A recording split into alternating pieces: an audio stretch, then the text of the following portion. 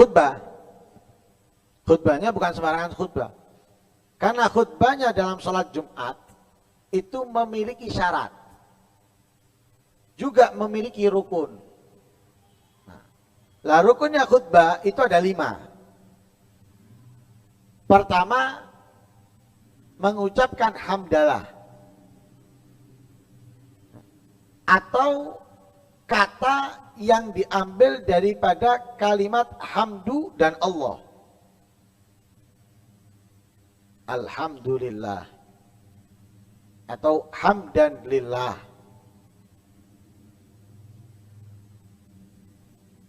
Atau ahmadullah. Dan semisalnya. Kalau diganti nggak boleh. Nah, diganti tidak boleh. Harus memakai 2 kata ini. Kata daripada alhamdu atau kata daripada Allah. Tidak boleh diganti dengan yang lainnya. Kalau ditambah dengan huruf taukid seperti innal hamdalillah, nggak apa-apa. Ini rukun pertama. Rukun yang kedua, wasiat bitakwa atau salawat kepada Nabi. Nah, rukun kedua yaitu salawat kepada Nabi. Rukun ketiga wasiat dengan takwa. Lah salawat dengan Nabi, sebagian ulama berpendapat tidak boleh memakai dhamir. Dhamir itu seperti huruf yang kembali kepada kata sebelumnya. Kalau bahasa Indonesia sepertinya. Sholawat atasnya. Ini sebagian ulama tidak boleh. Harus ada kata Muhammad, Ahmad dan semisalnya. Tapi sebagian ulama mengatakan boleh. Ada perbedaan. Kita pakai itu boleh, pakai ini juga boleh. Kemudian yang ketiga wasiat bitakwa. Wasiat bitakwa ini tidak harus dengan lafaz takwa. Usikum wa nafsiyya bitakwa Allah, enggak. Wasiat dengan takwa. Artinya wasiat dengan takwa itu menyampaikan kepada orang-orang untuk menjalankan perintah, menjauhi larangan. Intinya dalam lafadznya menganjurkan kepada orang-orang untuk bertakwa. Menganjurkan kepada orang-orang untuk menjalankan kewajiban. Mewaspadakan kepada orang-orang. Melalaikan atau meninggalkan kewajiban dengan mengerjakan larangan. Itu isinya. Nggak harus dengan kalimat usikum wa nafsiyya bitaqwallah, nggak harus.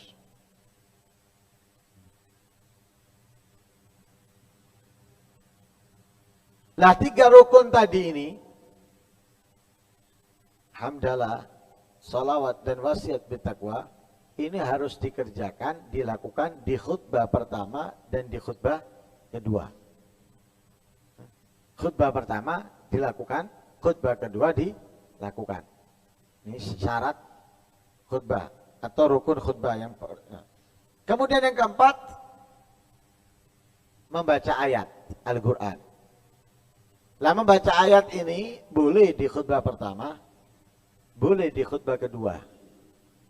Membaca ayat Al-Quran ini boleh di khutbah pertama, boleh di khutbah kedua. Lah ayat yang dibaca ada yang mengharuskan 1 ayat yang memahamkan. Nah, 1 ayat. Harus 1 ayat. Nggak cukup setengah ayat. Seperti contoh misalnya dia baca wa'tasimu bihablillahi jami'an wala tafarraqu.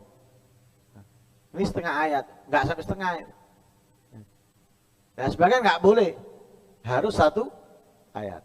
Tapi ada pendapat yang mengatakan boleh setengah ayat, yang penting memahamkan. Ya, boleh setengah ayat, yang penting memahamkan. Nah, seperti wa'tasimu bihablillahi jami'an wala tafarraqu. Nah, ini setengah ayat atau nggak sampai setengah ayat, tapi memahamkan. Tapi kalau nggak memahamkan nggak boleh. Walaupun panjang tapi tidak memahamkan, tidak boleh. Lah afdalnya dibaca ayat itu di antara khutbah pertama dengan kedua.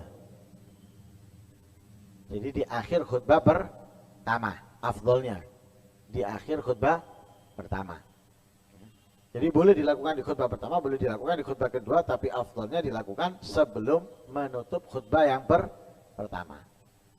Kemudian yang terakhir, doa untuk orang-orang mukmin, laki maupun perempuan. Ya. Lah doa ini di khutbah kedua. Khutbah kedua. Nah, seperti Allahumma ghfir lil mu'minina wal mu'minat atau semisalnya.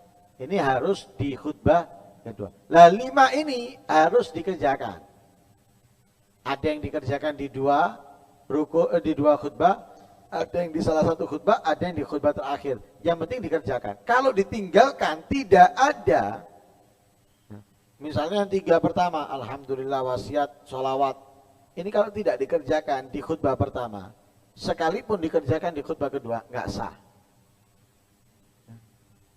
Ditinggalkan, nggak sah khutbahnya. Lah kalau tidak sah khutbahnya, mau tidak mau sholat Jumatnya nggak sah. Karena sahnya sholat Jumat itu tergantung dengan sahnya khutbah. Khutbah nggak sah, sholat Jumatnya nggak sah. Ini yang pertama, rukunnya khutbah. Kemudian syaratnya khutbah itu harus didengarkan oleh orang yang Jumatan. Minimal yang mendengarkan itu 40 orang. 40 orang. Harus mendengarkan khutbah. Lah yang didengarkan apa? Dari awal sampai akhir? Tidak. Yang didengarkan hanya rukunnya. Yang didengarkan hanya rukunnya. 5 tadi itu. Harus didengarkan oleh 40 orang. Ya. Kalau tidak didengarkan oleh 40 orang, maka tidak sah. 40 orang. Nah, harus mendengarkan rukun khutbah. Tidak harus dari awal sampai akhir, rukunnya. Yang penting itu rukunnya. Makanya khutbah Jumat itu sebetulnya cukup. Alhamdulillah. Allahumma salli ala sayyidina Muhammad wa ala ali sayyidina Muhammad. Usikum wa nafsi bi taqwallah. Bismillahirrahmanirrahim. Inna a'tainakal kautsar, fasalli rabbika wanhar, syani'aka wal abtar. Barakallahu li wa lakum fil Qur'anil azim wa nafa'ana bihi wa duduk dia. Bangun lagi. Alhamdulillah. Allahumma salli ala sayyidina Muhammad wa ala sayyidina Muhammad. Usikum wa nafsi bi taqwallah. Allahumma ighfir lil mu'minina wal mu'minat wal muslimina wal muslimat wal ahya. Cukup. Sah sudah. Justru kalau panjang khutbahnya, sembahyangnya singkat, itu berarti orang yang nggak ngerti. Nah sekarang banyak model gitu. Khutbahnya panjang. 15 menit sampai 20 menit. Sholatnya Allahu Akbar. Setelah baca Fatihah, Bismillahirrahmanirrahim. Wattini wa zaitun. Wa turi sinina wa hadzal baladil amin. Rakaat kedua Allahu Akbar. Setelah Fatihah, Inna anzalnahu fi lailatul qadar. Ini berarti orang nggak ngerti. Orang nggak belajar itu. Orang yang nggak tahu itu. Nah sekarang banyak khotib model gitu. Nanti kadang di ayat surat rakaat pertama, Allahu nurus samawati wal ardh. Mathalu nurihi kamishkatin fiha misbah. Al misbahu fi zujajah. Az-zujajatu ka'annaha kaukabun duriyun. Nanti surat kedua, wadduha misalnya, itu orang nggak ngerti. Nabi sudah mengatakan itu. Katanya Nabi, tanda orang yang ngerti dalam sholat Jumat, tanda orang yang ngerti dalam sholat Jumat, khutbahnya singkat, sholatnya panjang.